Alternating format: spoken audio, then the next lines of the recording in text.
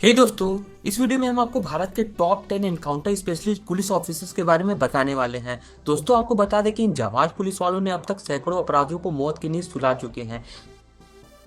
दोस्तों, इस लिस्ट में 10वें नंबर पर नाम आता है हैदराबाद के एनकाउंटर स्पेशलिस्ट वीसी सज्जनार का। यह 1996 बैच के आईपीएस ऑफिसर हैं। इन्हें एक सख्त पुलिस अधिकारी के रूप में जाना जाता है। वर्तमान में यह साइबराबाद पुलिस के कमिश्नर है। दोस्तों, आपको बता दें कि दिसंबर 2019 को हैदराबाद में महिला वेटनरी डॉक्टर की गैंगरेप कर हत्या करने वाले चारों अपराधियों को वीसी सज्जनार के नेतृत्व में ही एक एनकाउंटर में मार गिराया गया था। इसके अलावा वर्ष 2008 में वारंगल इंजीनियरिंग कॉलेज में पढ़ने वाली 2 छात्राओं पर एसिड अटैक हुआ था। उस बार भी वीसी सज्जनार ने तीनों आरोपियों को एनकाउंटर में मार गिराया था।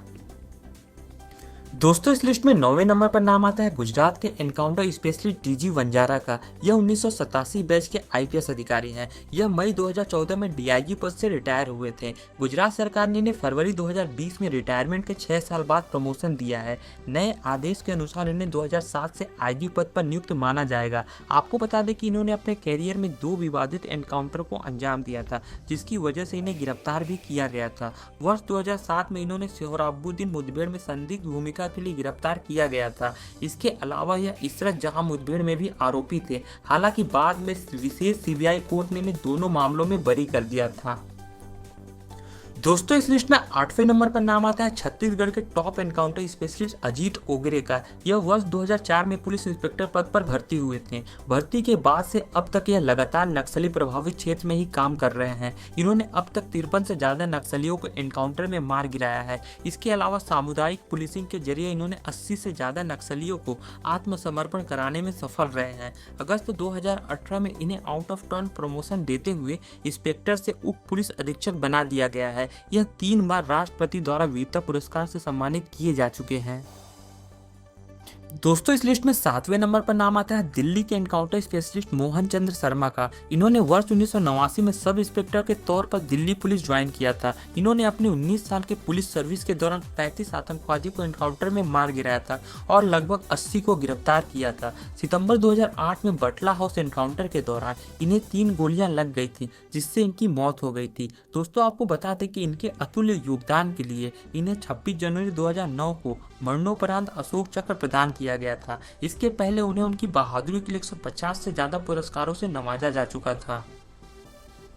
दोस्तों, इस लिस्ट में 6वें नंबर पर नाम आता है उत्तर प्रदेश के एनकाउंटर स्पेशलिस्ट नवनीत सिकेरा का। इनका नाम यूपी के सबसे तेज तर्रार पुलिस अफसरों में सबसे आगे रहता है। दोस्तों, जब कुख्यात गैंगस्टर रमेश कालिया का लखनऊ में आतंक बढ़ता जा रहा था, तब उसका सफाया करने की जिम्मेदारी आईपीएस नवनीत सिकेरा को दी गई थी। इसी बीच इन्हें रमेश कालिया के नीलमत्था के एक मकान में छिपे होने की जानकारी मिली, जिसके बाद एक खुफिया ऑपरेशन में रमेश कालिया को मार गिराया गया था।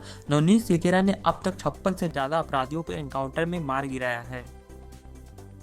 दोस्तों, इस लिस्ट में 5वें नंबर पर नाम आता है दिल्ली के एनकाउंटर स्पेशलिस्ट राजवीर सिंह का। आपको बता दें कि सिर्फ इनका नाम सुनकर अपराधी कांपने लगते थे। इन्होंने वर्ष 1982 में सब इंस्पेक्टर के तौर पर अपने कैरियर की शुरुआत की थी। यह एकमात्र ऐसे पुलिस वाले थे जिन्हें 13 वर्ष की सर्विस के बाद ही एसीपी बना दिया गया था। इन्होंने अपनी सर्विस के दौरान 51 से ज्यादा अपराधियों को एनकाउंटर में मार गिराया था।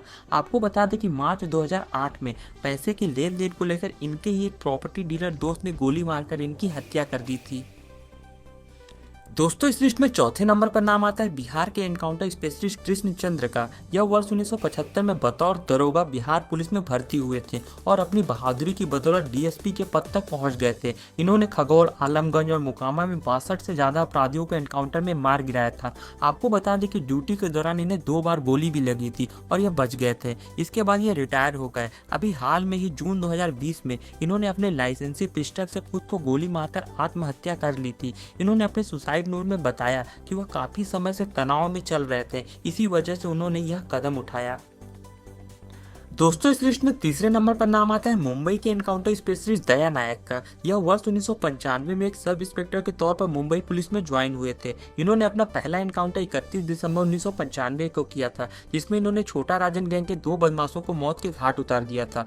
वर्ष 1997 में बदमाशों ने इन पर हमला बोल दिया, जिसकी वजह से यह हॉस्पिटल में भी भर्ती थे। इन्होंने अब तक कुल 80 से ज्यादा अपराधियों को एनकाउंटर में मार गिराया है। वर्ष 2006 में इन्हें अंडरवर्ल्ड और अपराधियों से मिली भगत के आरोप में सस्पेंड और गिरफ्तार भी किया गया था। हालांकि एंटी क्राइम ब्यूरो को इनके खिलाफ कोई सबूत नहीं मिला और इन्हें दोबारा बहाल कर दिया गया था।